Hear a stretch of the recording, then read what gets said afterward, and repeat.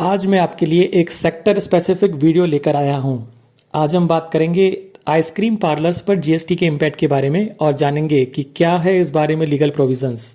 Ice cream parlours पर GST की rate क्या है? क्या आइसक्रीम पार्लर्स कंपोजिशन स्कीम का बेनिफिट ले सकते हैं? आइसक्रीम पार्लर्स मैन्युफैक्चरिंग आउटलेट भी हो सकता है और रिटेल आउटलेट भी। Generally shopping malls, shopping complexes या stand alone ice cream parlours retail outlets ही होते हैं जो कि किसी वेल नोन आइसक्रीम कंपनी की ब्रांडेड आइसक्रीम को अपने रिटेल आउटलेट पर सर्व करते हैं।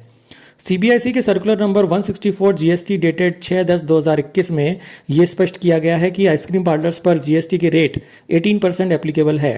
अगर आइसक्रीम किसी रेस्टोरेंट में सर्व की जा रही है तो इस पर जीएसटी की रेट 5% होगी, यानी 18% विद आईटीसी की रेट सिर्फ आइसक्रीम पार्लर्स के लिए एप्लीकेबल है।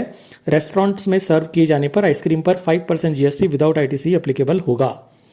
इस सर्कुलर में यह भी क्लैरिफाई किया गया है कि आइसक्रीम पार्लर्स के नेचर रेस्टोरेंट सर्विस से बिल्कुल अलग है और आइसक्रीम पार्लर्स को किसी भी तरह से रेस्टोरेंट्स नहीं माना जाएगा, चाहे ऐसे पार्लर्स में सर्विस एलिमेंट भी हो। जैसे कि अगर इन पार्लर्स में कस्टमर्स को सिटिंग एंड सर्विंग अरेंजमेंट भी प्रोवाइड किया जा रहा हो तो ऐसे में यहां पर रेस्टोरेंट सर्विस नहीं मानी जाएगी।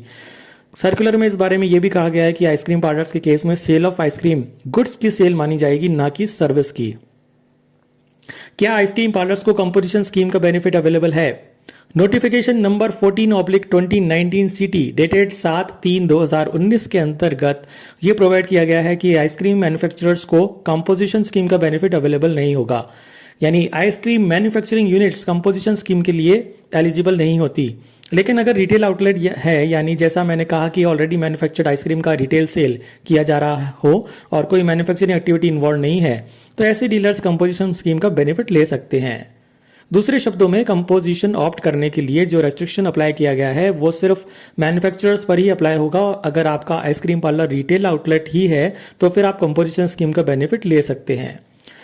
तो ये थी आइसक्रीम पार्लर पर जीएसटी इंपैक्ट से जुड़ी महत्वपूर्ण जानकारी। अगले वीडियो में आप सभी से फिर से मुलाकात होगी टैक्सेशन से जुड़े एक और इंपॉर्टेंट जानकारी लेकर।